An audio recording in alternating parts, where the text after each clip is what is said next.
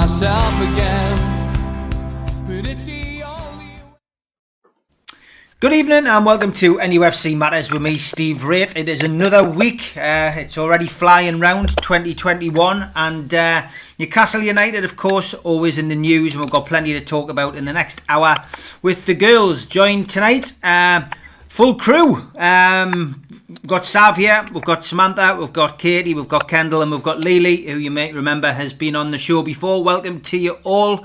And let's start with the weekend's game, the FA Cup game. Saw an interesting stat flying around Twitter. 93% of the FA Cup games played under Mike Ashley's reign of terror, maybe it could be called, have all ended in January. I think that sums it up. Lily, it was to be expected. We didn't get a very good draw. We got Arsenal away, despite them having a bad start to the season. Surprise, surprise, they started to play well and hit a rich vein of form just as we rolled into town. And we got knocked out. I mean, I went on the match day live. I did say that it wasn't too bad a game. I thought Newcastle probably on a better day, and when Andy Carroll had scoring boots on, probably could have nicked that game. But we're out. That's it. We're concentrating on the league again. What did you make of it? Well, I'm ashamed to say I didn't actually see it because I ended up working. But obviously, Dominic was keeping me updated. I thought, oh, no news, good news, we're doing okay. And then it comes through, oh, yeah, it's 2-0. I was like, hang on a minute, you said we were going to extra time. I've only checked my phone a minute ago. What have I missed? You know, it was like, oh, blimey. Did I think it was going to happen? It's always the way, isn't it? We do really well, and then a team that's not been doing very well seems to show up when they play us. It's just the way it is sometimes, unfortunately. But from what I could gather, it was a good game that I missed. I'm just sorry that I did miss it. But, you know, it is what it is, unfortunately. It is. I mean, with the current state of affairs, with Newcastle struggling to keep a hold of the ball, struggling to score goals, is a cup run something really Newcastle needed, do you think? I mean, would you have liked to have seen them progress? I mean, things aren't going well at the moment. I don't care how much Steve Bruce likes to sugarcoat it. Oh, we've lost her. Sav, we'll come to you. Your take on that game at the weekend. Do you know what? When I first saw it, I thought, oh, we're going to get absolutely thrashed here. And actually, we played, for us, quite well. And, you know, I mean, Andy Carroll, was he on crack or something? He was everywhere. He was up the front, he was defending, he was flying about in the air. I was actually really in shock over him because I thought he played really well and he put in so much effort. It's just a shame he couldn't actually finish his opportunities. But, yeah, I think Arsenal were lucky, really. You know, I think because the first 90 minutes we held them, it's made me more optimistic when we face them again, to be fair. I don't think that they played exceptionally well. But, yeah, I did 100% expect us to be kicked out of the FA Cup when we faced them. But as I say, I was just shocked by how well we played, you know, whilst being kicked out. Yeah, I would agree. I mean, from my perspective, as I say, I thought Newcastle played well. It's something to build on at the very least. I've got to be honest, though, I don't think a cup run would have been beneficial to us. You know, we got to the quarters in with the Brentford game. I just think an FA Cup run would have been a distraction. We're going to need to make sure we stay in the Premier League, especially if this takeover has got any chance of going through. We need to be a Premier League side. But yeah. We'll see what happens. Katie, coming to you. Can you hear us? You're looking after our conversation beforehand. Can you hear us or not? I have no fucking clue what you just fucking said. So I'll just answer my own question, which is probably how would you define the match? Yeah.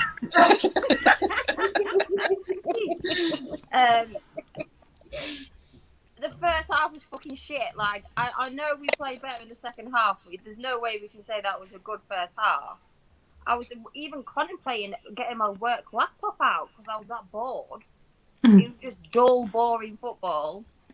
Andy Carroll was fantastic, but missed two absolutely chances that he should have bagged. Easily should have bagged them. I didn't expect it to go into extra time. I expected us to be in the first half, and Arsenal were fucking shit. Like, absolutely, I couldn't believe it. I don't watch other teams unless we're playing them because I'll just get pissed off because I get jealous of the fact that they know how to play football. We don't. So I haven't seen Arsenal play for ages, and I was absolutely shocked. What the fuck was that squad? I was just like, no, that's not Arsenal. But no, yeah, it was just another dull first half where we did absolutely fuck all. Defence was good. Carroll was good in defence. Hayden was good. Like, I don't know whether this is just me forgetting what he's like playing football, but is it just me, or does Wikipedia has this result. as soon as he comes on the pitch? Like, he looked like he'd been on for the whole match. After about 5 minutes, he looked absolutely knackered. But I don't know whether that's just me forgetting what he looks like when he plays footy. But, no, I expected to lose. I expected to lose in the first half, so I suppose it was something to watch. Okay, thank you. Sorry, no Oh, you can hear us now. Right. shame, but yeah, I can hear you. Right, okay. Samantha, I'll come to you. Your take on that game at the weekend. Yeah, it was a bit of a mixed bag. I agree that it's something to build on.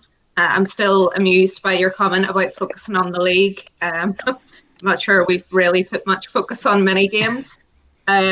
He said, the team selection was not to get beat, and the first half was dire. It was painful. There was absolutely no attacking plan there whatsoever with the players he put out. If you put Dummett and Kraft on each wing as a wing back, you're getting nothing. Never mind anything that's in front of it. So we did well. We didn't concede. I agree with what Katie said. Arsenal are difficult to watch at the minute. Their young players are coming through, but they're just not an Arsenal that I remember in the last 20 years. Second half we did well, but you have to take your chances. We don't create very many. People saying Andy Carroll should start again. Why? He's going to get chances and he's going to miss them. Steve Brisk coming out today and saying he's happy with the attackers. Why? They're not scoring. I mean, there's so many things at the minute that you're just kind of scratching your head about. I think it'll be, all in all, if you compare it against recent Newcastle for this season, we did well. We put a bit into it in the second half, and extra time. I didn't feel at any point that we were going to win, but it's like Stockholm syndrome. I was so delighted that we were still in the match and giving it a go, even in the extra time when we all thought we would get hammered, even though, as I said, Arsenal haven't been great. So, something to build on. But I come back to the team selection that he put out. He put out a team not to get beaten. That first half with absolutely no thought of a threat to the opposition. And that's what really pisses me off about him. It's always about the opposition. It's never about us. Yeah, that's true. Yeah, I mean, look, we've ended up with another interview with Steve Bruce today with the media, and surprise, he's bigging up Sheffield United, saying that they were a good team last season, and from his perspective, it's going to be a tough game. We'll have to be at our very best to beat them. So, it's like it's just like a broken record. We'll come to Sheffield United towards the end of the programme. Lots of people asking us about that. Kendall, just your take on that game at the weekend in the FA Cup. I don't really know what to say about it because, as Sam says, you were sort of happy, towards the end that you were still in the game and that you weren't getting absolutely hammered, and that was a really positive thing to take away from the game. Obviously, extra time just killed us off. Gale was put on way too late to do remotely anything, and then as we took Carroll off, we were worse defensively because Carroll was playing centre back for half of the game. It's I just really don't understand the crack what went on. It's hard when you are in the game and you think, we could do this, and it's more about hoping that you don't let Arsenal score than you scoring, because we're not the most prolific goal scorers in the league, let's be honest. So yeah, to get beat 2-0 the way that we did was just a little bit of a kick in the teeth. Obviously, again, especially after, not that I'm saying it was a red because I don't think it was, but another player, like when we played Leicester, Tielemans, who was still on the pitch, scored the winning goal, and then Emile Smith-Rowe, who did challenge on Sean Longstaff, he scored the goals. So it's it's just, look, we never expected anything less. I think we focus on the league, but basically what we're doing is focusing on not getting relegated. And being safe. So, focus on not getting relegated. Cup run could have been the worst thing that possibly happened because we'd have injuries all over the shop and we'd be tired and we'd have more fixtures, which we don't need. And yes, we'd love a cup run, but it's just not right and it's not plausible right now in the situation that we're in. So, just very, very odd game. Then he's on about saying, Andy Carroll, I'm really happy with our attacking options. A, you don't play Gale.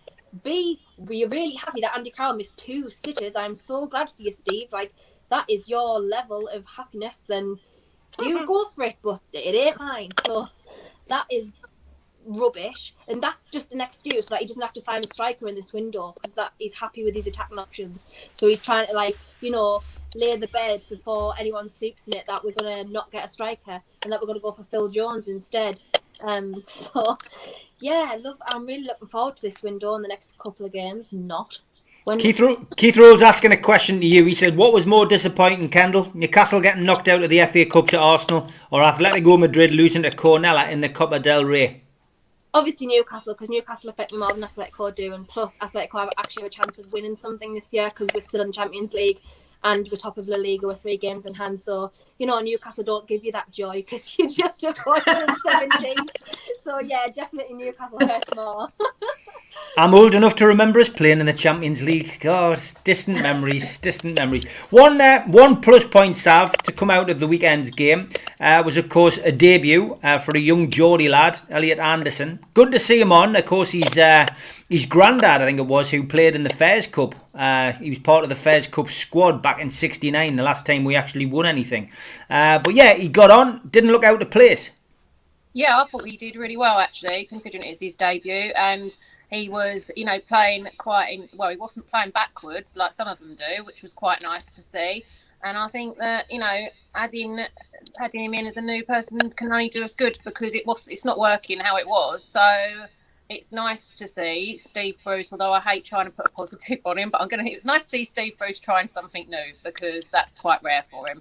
But yeah, I thought he did really well. Yeah, and Dubravka was back. Laura, good evening, Laura. She's just saying it was good. That was the best bit to see him back. It was. I mean, Bruce has come out and said that Darlow is his number 1 at this moment in time. Can't drop him. He's been superb. But Dubravka looked good. It was good to see him fully fit. Oh yeah, definitely. It was brilliant to see him back. I think when he initially was injured, everyone panicked because we was like, oh my God, who are we going to have? And Darlow's putting in a real shift for us. But no, it was nice to actually see him back. And we're actually really fortunate with keepers because we've got 2 brilliant ones. Yeah, we have, and obviously another one out on loan as well. So we're spoilt for choice. It's been one of those positions where we've been very lucky in the last 20 years. It does have to be said. Samantha, your take on young Anderson and his debut. I mean, it wasn't a great deal of time on the pitch, but it was a lot more than a lot of people thought he was going to get. Because I think as the clock was ticking by, and I don't think we thought he was going to get a run out, but he got a bit of time, and he'll grow in competence from that. Absolutely. I think I was quite vocal on Twitter that evening saying I would have him in the team against Sheffield United. I mean, so many of our players don't want the ball. They're not making the runs. They're not trying to get on the ball.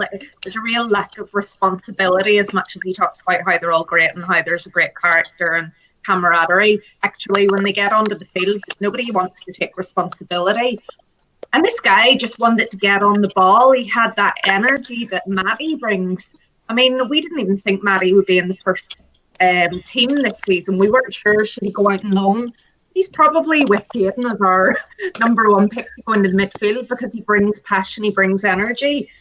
I don't want to go down the rabbit hole of the argument about Joe Linton, etc. But, I mean, he had moments of quality. He pulled our defenders away from the space in the middle because he wanted the ball and he wanted to do something with it, and that energy is sorely lacking. I mean, Almiron tries to do it, but he's everywhere, and then the rest of the attacking play, depending on who it is, they're not really doing much. So local lad, bags of energy, wants to do well. It will need to be managed, but at this moment in time, I would have absolutely no qualms after seeing however many minutes that was, of putting him in against Sheffield United for the energy that we just do not have in the final third. Yeah, that's fair enough. Elliot Anderson, Katie, what did you make of him? That's him there. I know who he is. Fucking hell, I can't hear. It's not hard to see. I'm still working on the premise you can't hear, so I'm thinking if I just keep doing that. No, it's when Lily keeps on coming in and out. That's when I can't hear. Oh, right, okay. Sorry. Well, I absolutely loved it. Absolutely loved it. And it was nice. It's just what Sam said. It was nice to see someone who wanted to fucking play football, and you could tell he wanted to play football, and you could tell that match meant the world to him. I want him to play. I want him to get game time. What harm is it going to do? The lad literally goes full pelt to the ball. I wish he'd have scored. It would have been a beautiful debut for him if he had. I really hope that he is playing tomorrow. Bruce pisses me off because it's like he'll start someone and then you won't see them ever again. And I just don't want it to be like this for the youngins, because I think that he could probably make a little bit of a difference if he gets more game time because of his actual pace and stuff like that. With him on and Maxi and Miggy, I think that could literally bring up a lot more pace to the front. But what happens, I don't know. But I'm absolutely over the moon for him. And bless him, you can tell he was literally delighted completely. So, jolly well good, sir. Yeah, Laura reckons Dubravka still over Darlow. He's way more vocal, commanding the defence. Darlow's done amazing, but you pick your best players. What do you make of Laura's point there, Katie? I don't know. I knew this question was going to get asked. Like, I feel like I have to support Darlow because he answered my question on the Zoom army, even though he couldn't get us a top. He answered my question. I don't know. I was absolutely shitting myself when Dubravka was injured, and I was very much no, I'd play Darlow. No, I'd play Darlow. But then you fucking see Dubravka save, and you're just like, oh, forgot about you, forgot what you like. I reckon that Bruce will start to pick Dubravka over Darlow. But I literally can't pick between the two of them. Darlow is a lot more vocal than a lot of people think. But I don't know. Part of me just wants to see Darlow go and not get into the England team because we never get noticed. But have the opportunity to just keep on going as a keeper. But it's a shame we can't just have them both on the pitch. Like, literally, fuck it. Get rid of a defender and let's just have three keepers. Yeah, okay. Sorry we've lost Lily tonight. She was having a few technical issues, so I'm sure we'll get her back on soon, but thanks for trying. Kendall, just your thoughts on Anderson and on Dubravka.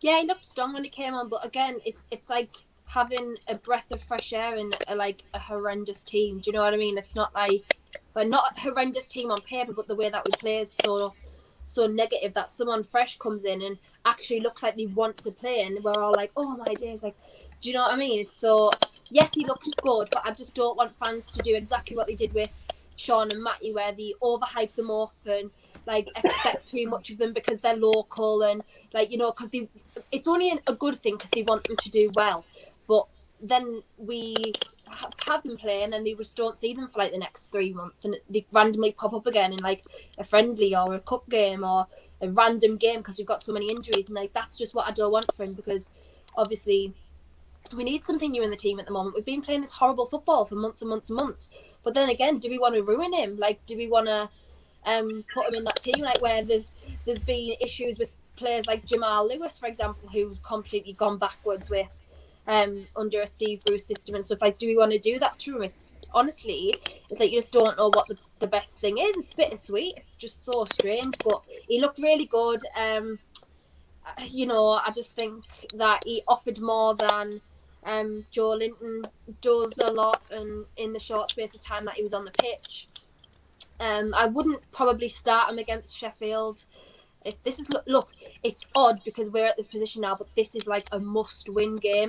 It's a must-win game for Bruce because he will, be looked at as going if he probably doesn't win this. It's a must-win game in the league because we really, really need the 3 points to keep us back up to where we were, because we don't want to keep just getting dragged down, because I think we have got another next couple of fixtures is still a bit iffy.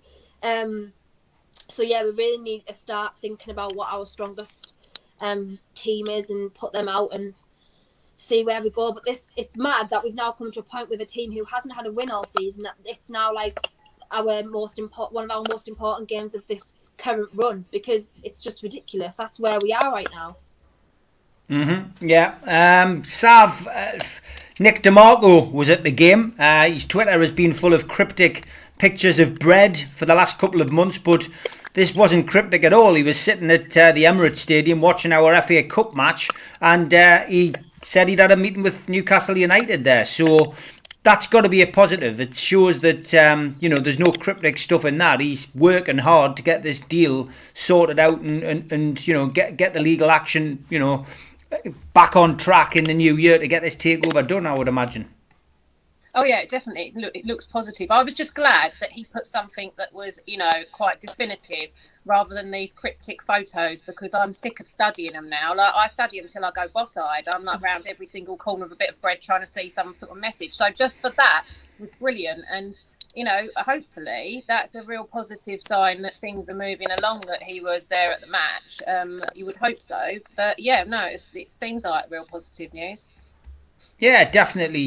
Samantha, it's always good to see something positive on the takeover. And I think if you attach that to the fact what happened in the Middle East at last week as well, with Qatar and Saudi, burying the hatchet, and speaking to Mitch today across in Dubai, the BN Sport and Saudi logos are back on each other's channels. Things seem to be moving in the right direction as far as this takeover is concerned. The takeover which most Newcastle fans want. Yeah, I think so. I just wonder about why it was put out on social media. There has to have been a strategy behind that, and the only sad thing for me was that it led to so much bickering on Twitter. I never noticed. Yeah, really. I'm surprised. So everyone was involved in it. We were all tagged, and you've got the people that are. You've kind of got the super supportive, the I'm on board with it, and the more cautious.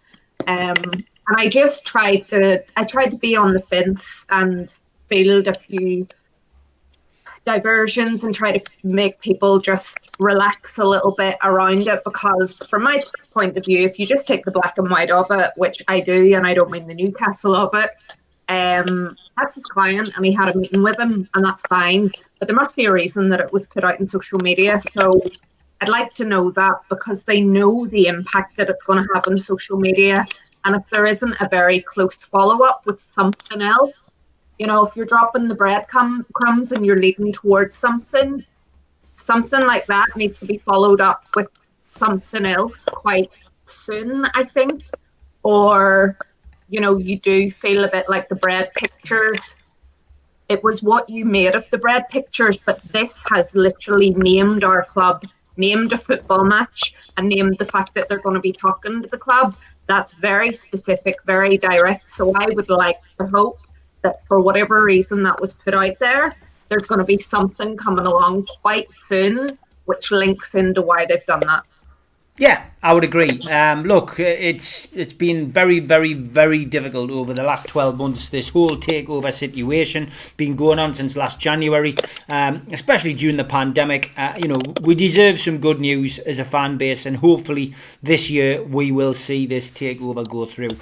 Katie, it's it's the nature of the beast on Twitter. It does cause disagreements, but I suppose with Nick DeMarco's tweet, it's maybe it's a reaction to some fans who maybe's accused him of what Samantha's saying. That you're teasing us, stop teasing us. There has been a few of those towards him, and just what is going on. He clearly can't say, but that was a lot more of a positive sign. You know, I am dealing with Newcastle United's takeover. This is, you know, and I'm meeting them today. It was a positive. Why it's been done, who knows? But it got everybody talking again. Yeah, I missed it completely. I literally just found out as you said it.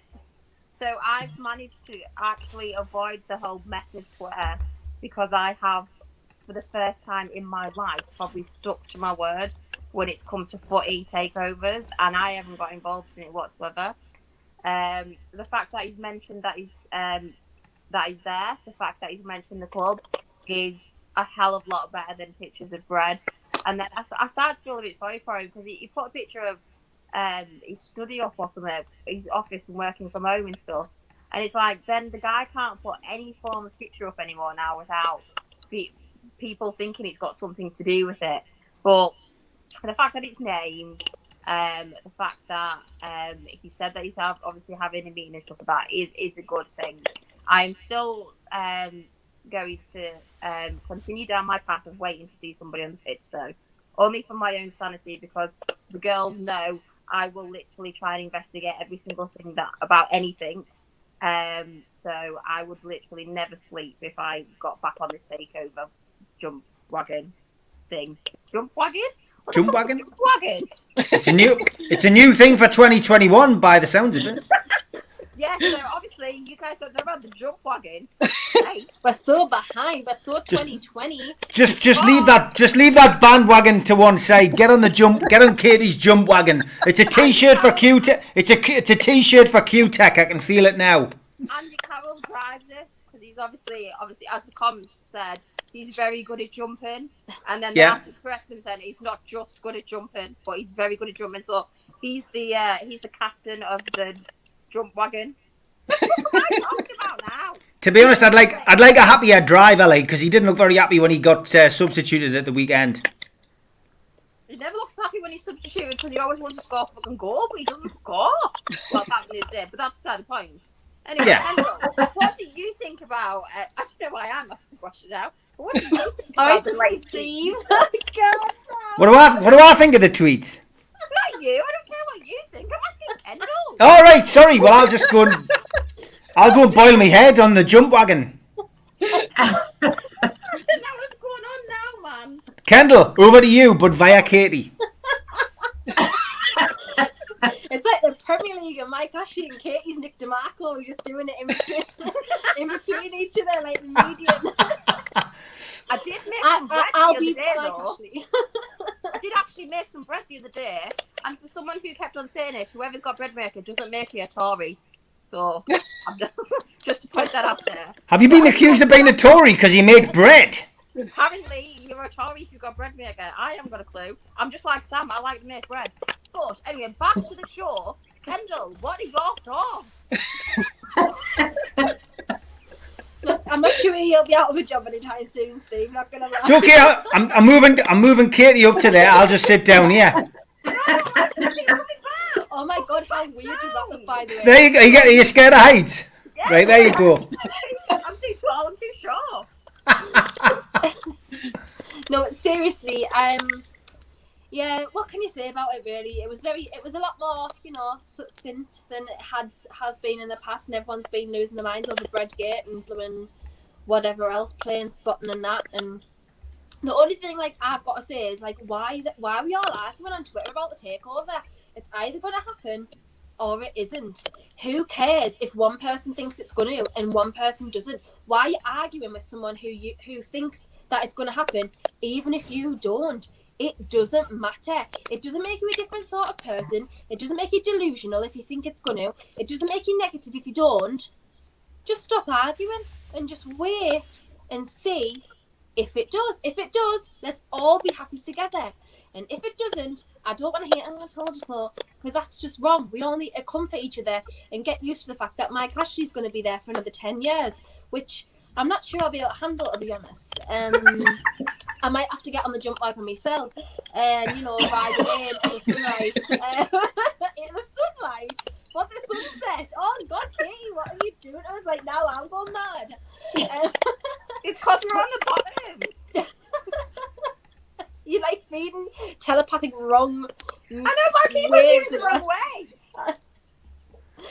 But yeah, I just want us to stop arguing about it. And you know, like obviously Keith came on the show and laid a lot of rumours and unrest to rest, if you will. And it's helped a lot of people, I think, and a lot of people are more on board with it now. So let's just stop arguing. Like, just you're not delusional if you think it's going to happen. We all know with Newcastle United, we rely on hope. It's the hope that always kills us off in games, in takeovers, in anything like that. So I just want us to be hopeful that it's going to happen. And if it doesn't, well, it doesn't. We've all been here before. It's nothing that we're not used to.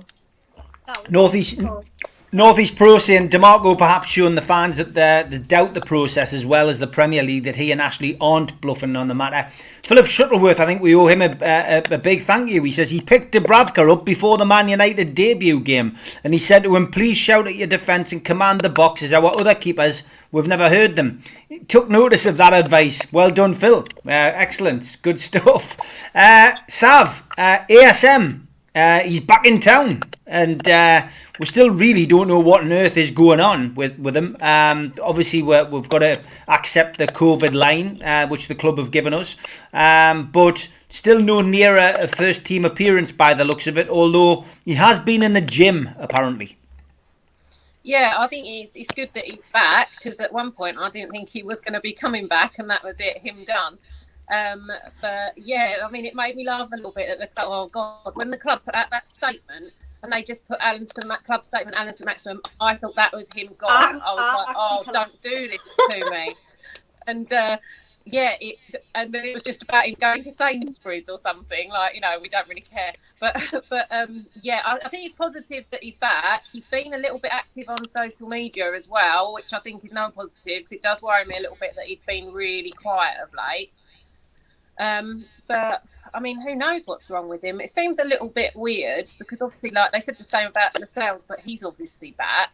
And it's the lack of communication. It was like Wilson at the weekend. There was no what was actually wrong with Wilson, and then today I see he's back in training, but there's been no communication in between that, and it's been exactly the same with ASM. It's really frustrating. I just wish that someone could just tell the truth for once. I get that some things are confidential and they can't talk about them. But from looking at like ASM's Insta, he looked like he was having a real, he might not have been, but he looked like he was having a real jolly over Christmas and New Year to everyone from the outside.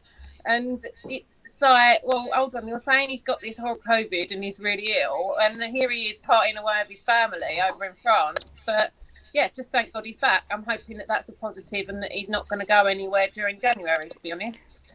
Mark Byers, that's got to be the worst comment I've ever seen on a Monday. I'm very shocked at you, mate. I'm very shocked at you. That's so poor as well. You could have done better than that. I just saw everyone's face. And I thought, oh no, because this is the kind of thing that sets Kendall off on a Monday. That's absolutely hilarious. Mark, thank you, mate. And we will get to your prize that you've sent. Mark has been a big fan of the show. Obviously lives abroad these days, but I did show it the other week. We're not going to do it this week because we've got a t-shirt to put up, but he has put that up for grabs. It's a snapback cap. It's got a nice blue star on the side. He sent that over. It's got NUFC Matters on the back. It's a one-off. He sent it over from America and a t-shirt. We'll be auctioning that over next week. But thanks for that, Mark, and big thank you. You didn't have to do that, but it's really kind of you to send that over, and that will go to the food bank. And I know Pete, who does the match day lives, is really keen on that. So I think there'll be a little bit of competition amongst the NUFC Matters team for that. I certainly won't be bidding for it. It just definitely didn't suit me. But there we go. Big shout out to the sponsors. As always, we've got qtechshop.co.uk, makers of pool tables and snooker tables in Wallsend and Newcastle. They also do our t-shirts as well, which you can buy from newcastlelegends.com. And of course, our main sponsor this month is the big distillery, the Old Coach House distillery.co.uk. It's the world's first alcohol-free distillery, where you can visit their website, enter the code OCHD to claim their introductory 10% discount and get the most of your Mindful Dry January. And the Gin-esque is on there, which you can buy from their website. Take a look, well worth a look. And we do have the t-shirt, which runs out tonight. 15 minutes left to bid on this, currently at £100. for the food bank. NUFC Matters Who Let the Dogs Out t-shirt, celebrating Malcolm MacDonald's internet problems, the dog there leaping out of Malcolm's door, and internet problems on the back. It's a one-off. It's £100 at the minute. If you want to bid for it, get on Twitter, my profile at Steve Wraith, and just bid underneath the pinned tweet. So well worth a look. And Kendall did mention Keith. You might be wondering, if you haven't seen it yet, what she was talking about. We did have Keith on from the Newcastle Consortium supporters on Friday night with myself, Steve Hasty and Neil Mitchell. Over 11,000 views of that, and Keith really had a great chat about, you know, the reasons behind, you know, setting this up, the legal battle, and answered all the questions and put a few myths to bed. So it was good to have Keith on the show. We will be getting him back on in the future. You know, lots of stuff going on at the minute with regards to that. So with January, you know, into the second week of January now, hopefully things will start moving. And on next Sunday, we do have a live Q&A with the Newcastle United Supporters Trust. Well worth jumping on. We've got Greg, who is the new chair. We've got Adam Beckett, who of course takes part in our shows on a regular basis, and we've got Mark Corby as well. So 3 of the committee, including the chair, can't get any better than that. They will all be on having a chat about the trust and answering your questions. I know people will have a lot of questions, so looking forward to that. We're also starting a competition. Thank you to Q-Tech for this. They are going to give a prize once a month. I believe it's £100 worth of M&S vouchers, which can't be sniffed at. You can go and get your food there. It would be a nice little treat for anybody. The Three Amigos big prize giveaway every Friday. Win something tasty with Hasty. God, I love that. Time to leave with Steve. Obviously a throwback to me Dorman career. And Life's a Bitch with Mitch. I think Bitch and Mitch is the only thing you could get to rhyme. But anyway, the idea behind it, it's a big prize giveaway. It's a quiz competition. The first clue will be given on Friday the 15th of January. The second clue will be given on Friday the 22nd. And the third clue will be given on Friday the 29th. You use the 3 clues to help answer the question, which will be asked during the show on Friday 5th of February. The first correct answer in the live chat will win £100 worth of vouchers. Not bad at all. Big thanks to Q-Tech for coming up with that idea and offering that as a prize. So keep your eyes peeled for that. Well worth getting involved. ASM, Samantha, interesting to see that he is back. We obviously wish him well. He's obviously had COVID. Signed that new contract. Didn't play as well as you know, as he had done previously after he'd signed the contract. Loads of controversy, loads of allegations, talks of bust-ups, etc. But he's back. Do you expect to see him in a Newcastle shirt, you know, soon? Yeah. Just before I answer that, I just wanted to make 2 quick comments. First is that I've ordered a bottle of the alcohol-free gin. So have you? Whenever it arrives, I'll sample it and let people know what it's like. Fantastic, great stuff. So yeah, I'm quite excited to try it. The second is around the show that Keith did on Friday. I thought he was superb. It really, you know, for people that feel like it's been going on for a long time. You know, there were a couple of bits and pieces in the show that people took exception to. You know, that's their choice. But I thought he spoke so well. It really made me feel emotional. It really gave me that kind of that shake to remind me kind of what it is that we're all fighting for. So I'm sure the majority of people that are watching tonight have seen it. But if you haven't, some people have seen it more than once. Do watch it, because you know, it's difficult reading someone's verbal or written communication. You can't really get a sense of them. So having him on the show on Friday for me was superb. Yeah, brilliant. Thanks for that. With regards to ASM, good to have him back. No idea what's going on. Do not believe that he has COVID.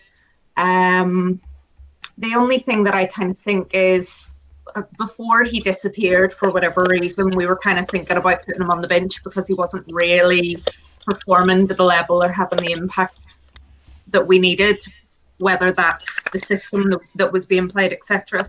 I'm not sure Bruce knows how to get the best out of him, but if he gets back into the squad, if he gets fit, it gives us another option. You know, I think he's better than Bruce's management, but I think he's that kind of player that really needs someone to spend that additional time trying to get the best out of him. So it's another option. It's good to have him back. I'm just not sure if he's going to have the impact that we need him to. I honestly think if Fraser can ever get fit, sorry, Katie, if he can actually get fit and start a lot of matches, I would say, there's a real possibility it'll be Fraser, Murphy and Wilson kind of fighting for those places. But it's good to have him back, but I absolutely don't believe that he has COVID, as I think it was Sav said before, or Kendall, whoever it was. He was doing a lot with his family. Not that I'm saying that you couldn't do that, but just something doesn't feel right with it. I hope he gets his head down, he works, he gets back into the team, and he has that impact that we need, and that's all we can hope for. Yep. Okay. Katie, what's your take on ASM? Hello. Welcome back, Kendall. Thanks. Me internet just keeps going really weird and like skipping, and I can hear loads of crackling. I don't know why. I just left and came back. No worries. Yeah, and now I can't hear because you've left and come back. So maybe you should just do a show by yourself, Katie, and we'll just get you on like, me and you. So you've got no problems with other people coming on. Can you hear us? No.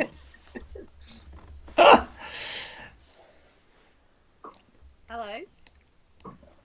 Right, stop being a bastard. ASM, yeah. I can do that. Oh my god, you're so old, aren't you? I am, yeah. I can't wait till we do this this Lee Clark charity gig, and I'm doing some dad dancing to embarrass you. Do not know him. Anyway, right, ASM, stop interrupting me when I'm trying to answer my questions. Sorry. It's alright, don't worry about it. Right. I have no idea what's happened. I don't know if he's had a fight, don't know whether he's had COVID or what. But what I do know is that you can have long COVID and not have COVID. Does that make sense? No, not really. So you can have long COVID symptoms, but you will be tested negative for COVID. So you would be able to go and do things with people because you literally just have the symptoms, and you can have them for ages. I think that he can make an impact if he plays down the left, and if he doesn't play selfishly. And he likes to play selfishly because he wants to basically try and do all of these showboating and stuff like that. I think that since he's been out, well, not actually since he's been out, because before he went out, he was playing in that free position, wasn't he? I think that is what has caused Lewis to sort of go downhill, because when they were playing together on the wing, they were actually starting to build some quite good partnership together. And I think I said it when he first came in, that it was ASM would be perfect to help and direct Lewis in the right way. And ASM's disappeared, and Lewis has gone downhill. I'd like to see him back because I want to see more pace up front. Obviously, I want to see Ryan Fraser back because, well, just hello, the little man is beautiful, and nobody else wants him because he's so small. So he's all mine for my jump wagon. People keep on sending me tweets about jump wagons. So I was absolutely delighted. I too shit myself as soon as I saw a club statement saying ASM. I literally thought, no, don't do that. No. So I was very excited to say that they weren't asked about him COVID, blah, blah, blah. And I was buzzing to see him in Sainsbury's. I was like, I go to Sainsbury's as well. Winning. So I'd like to see him back. I'd like to see him back down the wing, not in the free position. And just to mirror Sam's as well, I watched the YouTube with Pete as well. And the only thing that I could describe that I felt the whole way through was his absolute passion for the team and for the club. And that is what it's like and what it feels like to be a Newcastle fan. And that, I think, is what makes us so different from other clubs, because I don't think that they have that passion. And it was in a rawest form from the moment he spoke, because he said that he was completely out of his comfort zone, and you couldn't tell at all because he literally spoke nothing but passion. that I would recommend to watch it. Even if you don't agree with anything, or if you want to stay like me and stay out of it completely, you can't help but fall in love with your club again when you hear people talking like that about it.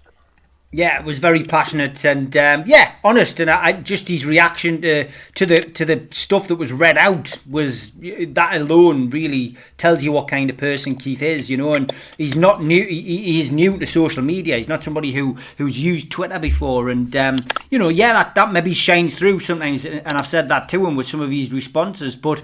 He's a grown man. He's self-made. He's made a lot of money. He's very successful, and he's just stood up and tried to do something. And I appreciated him for that. And the fact he came on the show and answered the questions and revealed who he was, I think was massive. So yeah, it was good. And fair play to him. If you haven't watched it, it's the main video on the channel. So have a look. And it's 2 hours long. So make sure you got a bit of time to watch it. And Q-Tech, the don't mess around. Yeehaw! Get on your horse and drink your milk.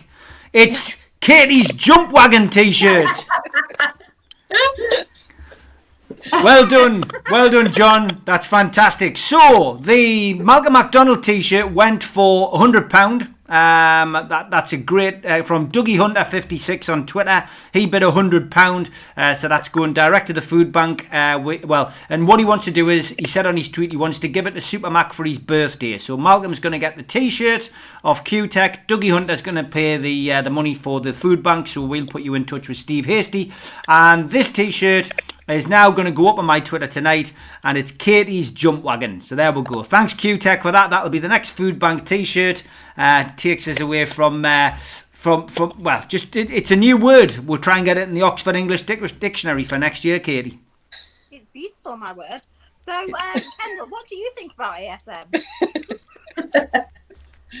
So, I'm sorry if there's a delay, by the way, or if I crash or whatever, but it's that jump wagon in front of you. You want to get past it. Maybe jinxed it. It's like some sort of voodoo or something. This jump wagon.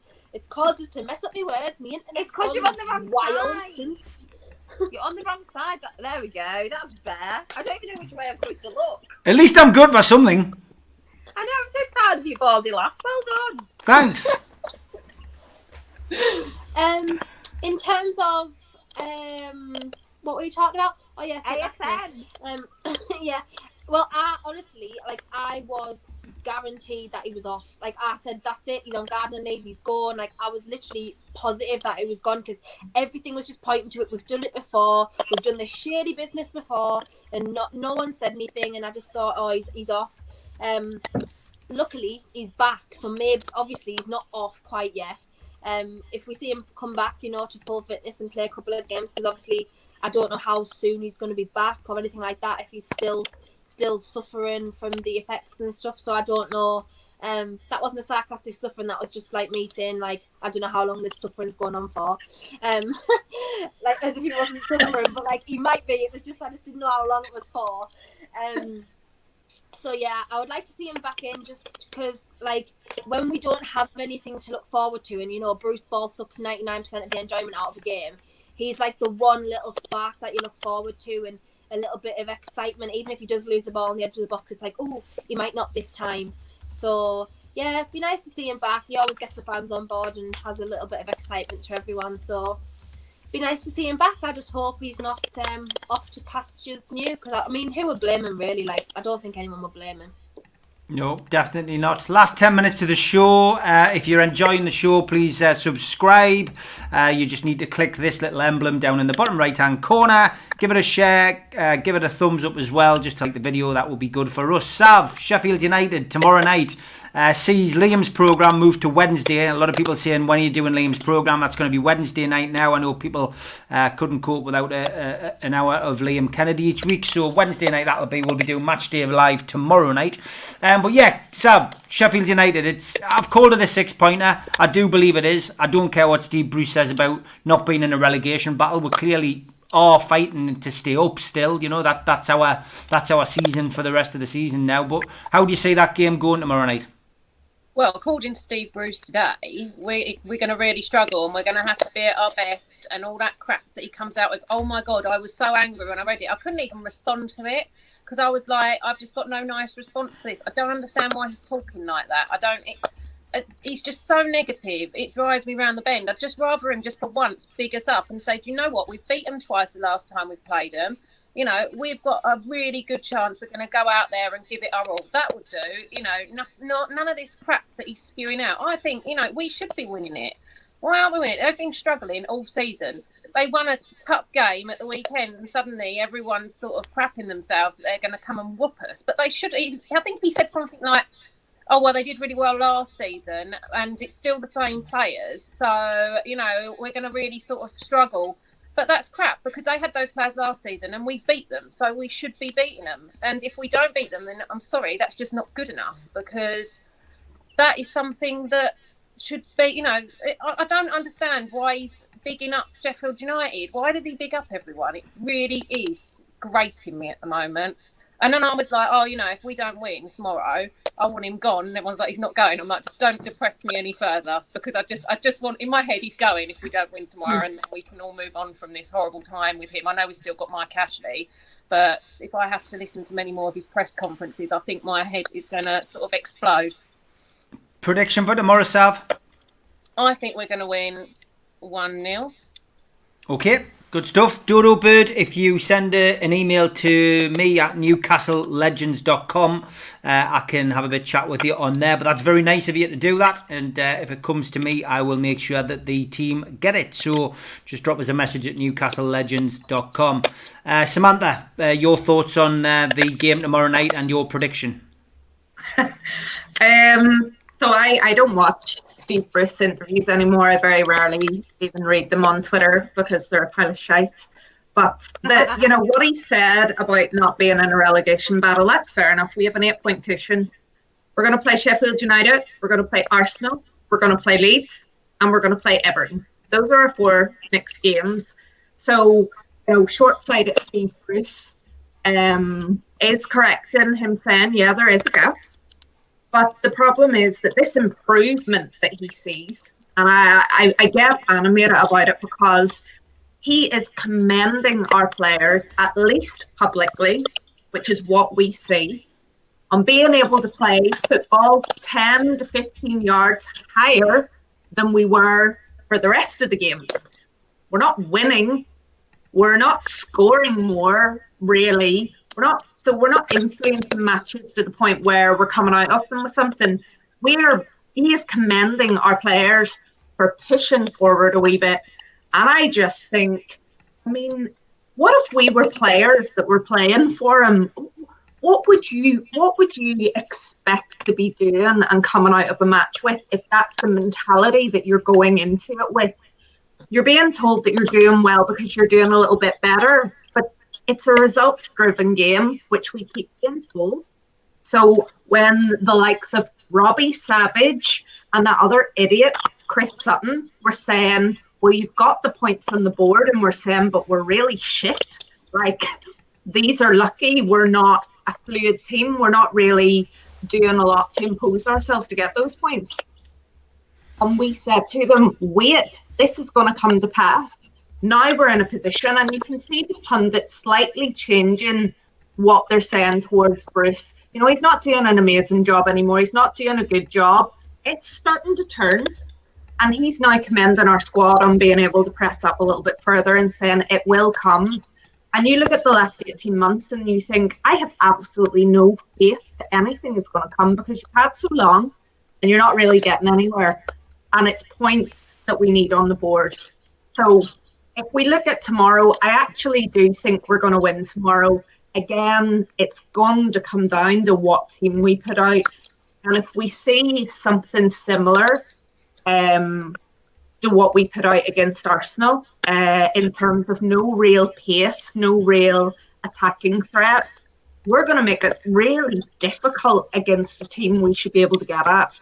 Regardless, as Sal said, of that cup win, that doesn't really give confidence. It gives them confidence in that they know how to win a match, but they've got 2 points. All the other Premier League teams have been able to either beat them or just, you know, they've got 2 draws. We should be going into that ready to really get after them. We will see when the team comes out whether that's the mentality that he's instilled in the players. If we see decent attacking option. I think we'll win 2-3-0 or 1. I'll go with Stuart Edmonds 3-1. But if he goes with a shy kind of selection with your Joe Linton and your Andy Carrolls and, you know, no real pace, I think we'll struggle to a 1-1 draw. Okay.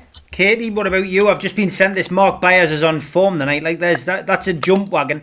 It looks a bit weird, that, actually. Like, but apparently there's a website that you can go on and buy them. So I'm just trying to find out how much it's called Dalman Jump Company. How much is it? Dalman Jump Company. Jump wagon is an absolute necessity for easy transportation storage for your jumps. Holds 4,000 pounds, 40 poles and 12 pairs of standards. It doesn't say. It's a bad sign when it doesn't give a price. Oh, it's for jumps, right? Okay, so it carries horse jumps. That's what it's for. I'm like, what the fuck is that? How can you carry a jump? You jump and it's done. You don't carry it. But yeah, see, it's Jumps Company, so it's for the rectangle fillers with circle cutouts, the cavalettis and the foam poles and all that for like course for equestrian.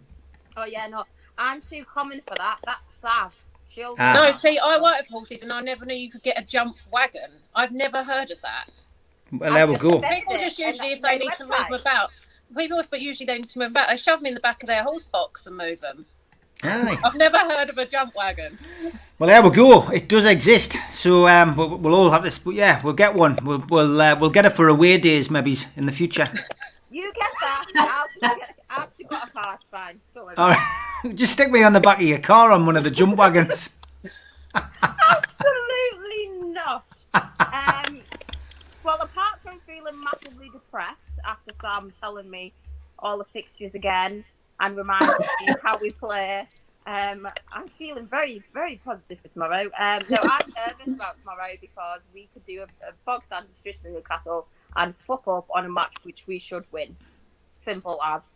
I don't know. I'm going to go on the fence like an arsehole and just go, we're going to probably draw 0-0. It'll be a boring, dull match. We won't do anything. They'll nearly win. We'll fuck it up. Then we'll go all mad. Everyone will go Bruce out.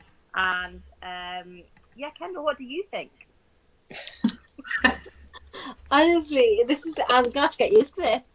Yeah, I just, we've scored 1 goal in 8 hours of football. I can't imagine it's going to be a riveting goal fest tomorrow.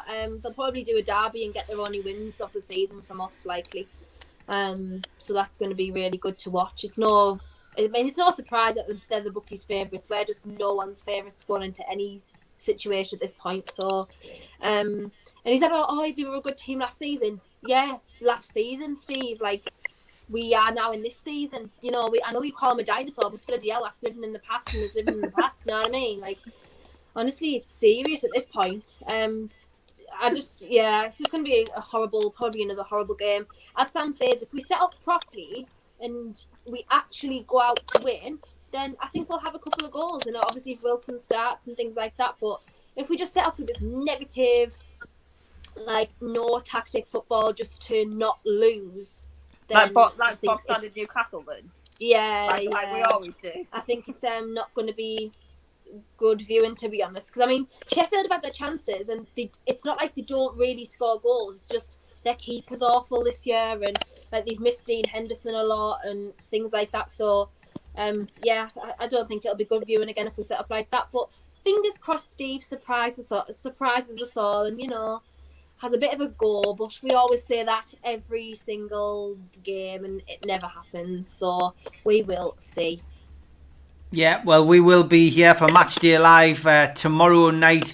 Of course, it is a 6-pointer. I don't care what anyone says. It's a 6 o'clock kickoff down at Sheffield, and it is live on Sky. We'll be starting our coverage from 5:30, so join me and the team. And Kate, you'll be back with the girls next week. I'm going to have a week off, and she can do what she wants. Yes, finally. That would be good. Well, look, obviously the match next week is Monday, and we'll play Arsenal again. So it is an 8 o'clock kickoff. So we'll have a chat, maybe on our group, and we'll see what you want to do. We might move the ladies' night to Tuesday, and then do the Wednesday night for Liam again, if that's okay with you. And then you can talk about the aftermath of that game instead, if that's all right for you, girls. Yeah. Yeah. Thank you very much. Good stuff. All right, have a great week. Tuesday. I've had a good laugh as always, and it gets you off to the good start of the week, ladies' night. And everybody in the chat said so. Thanks to the extra 100 subscribers that we've managed to pick up over the weekend as well. Nice to have everybody on board. And until next week, we will say goodnight to the ladies and take care. Have a good week, girls. Bye. Bye. Bye.